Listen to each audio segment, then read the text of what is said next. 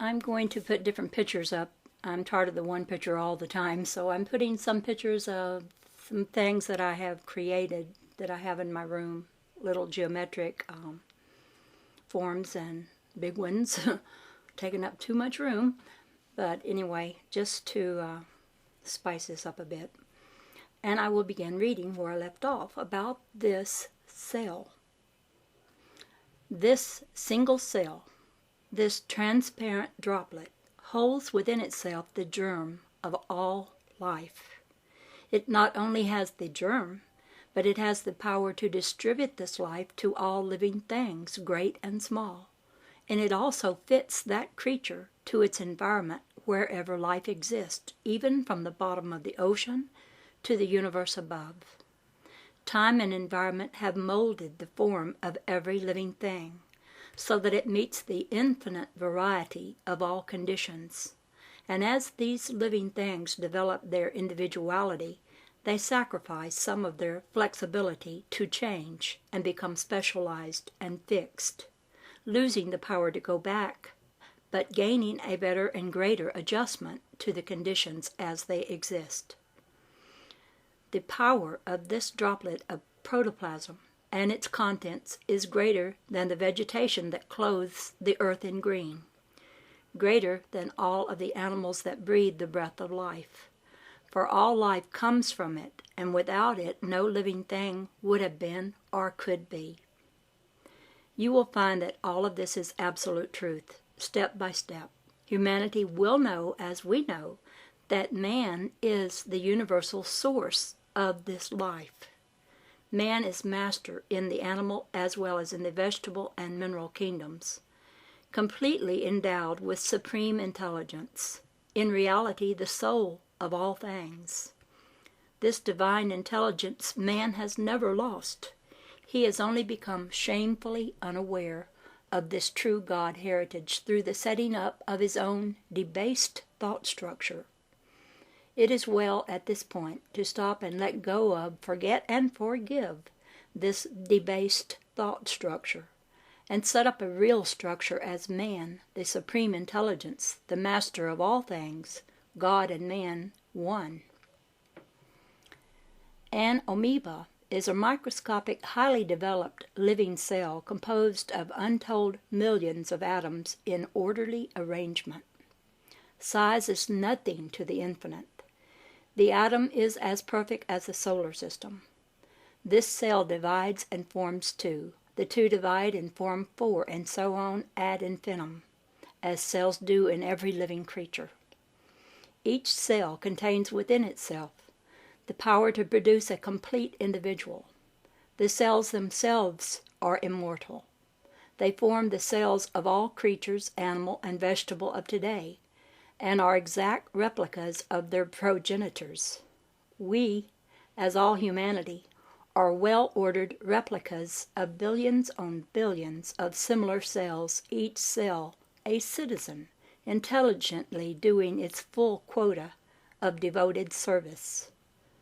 This one cell also has the power to use sunlight to break up a chemical compound and make its own food, and enough for its brother cell.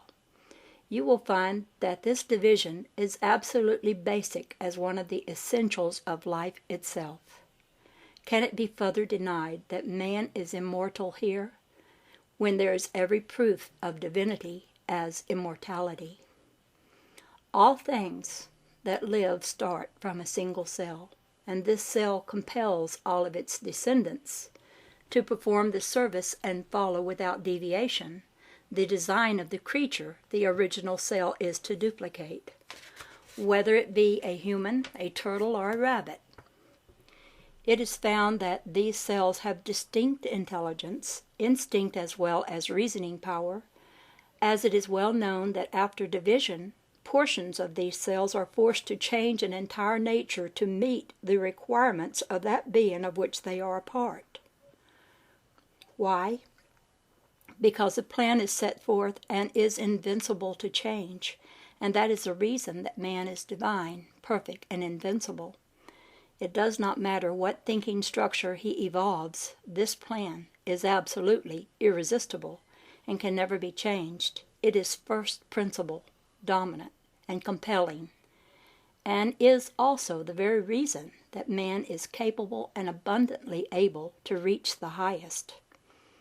In the event he fails to reach the highest in his immediate understandings, all that is necessary is for him to change his thought structure, which has circumvented him, to the true thought structure that is steadfastly fixed within his own mind, of which he always has an inherent instinct, and build a dominant thought structure which will allow him to reach to the highest conception to which thoughts can aspire. His easiest and most successful way of attainment to this highest goal is forever to let go or drop the thought structure that has bound him to the wheel of repetition, and set into immediate action that which will build up an invincible thought structure which will never fail in carrying him to the highest.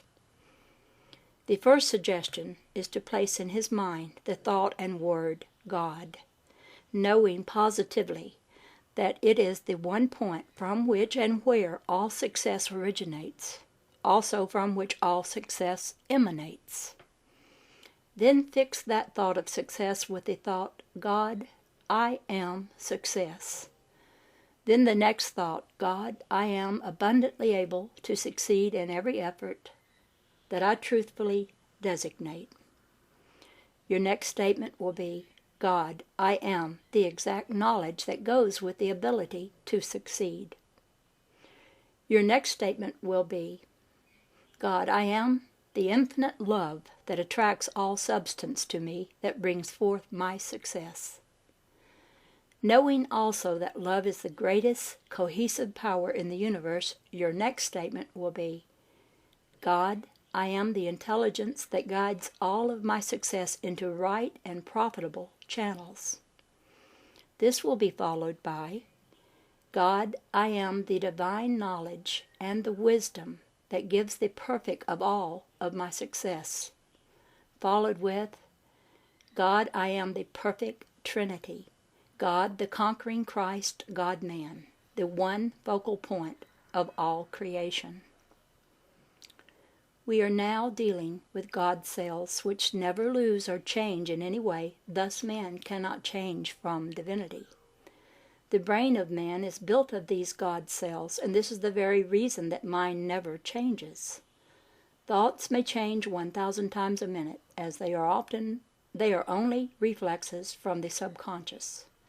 It is there that man has free will, for he can induce the subconscious to believe and store any thought put forth, or that which he perceives or is told by another. This subconscious is no portion of the brain itself, but it is a ganglia of true cells located just below the heart center. These cells know neither impurity nor imperfection. They accept and store everything that is thought or spoken, and they have no way of discriminating. They also repeat that which they have stored, and man soon begins to believe what is repeated as truth. Soon he is unable to segregate truth from falsehood.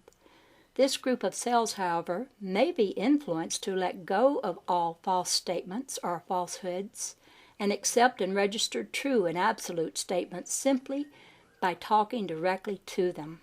Suggest that they let go of all false and negative qualities, thoughts, and statements, and you will soon be aware that only true and constructive statements are registered in your world, which in turn reflects to you and through you. Then will follow the awareness of a great serenity of purpose. These cells have no way of discriminating except as they are taught. You will find that they are very trackable and most willing to be led or influenced by the truth. Many people have seemed actually to bound forth in response to this application of truth. Hundreds of billions of cells are impelled to do the right thing at the right time and in the right place, and verily they are obedient at all times as long as the individual is sincere.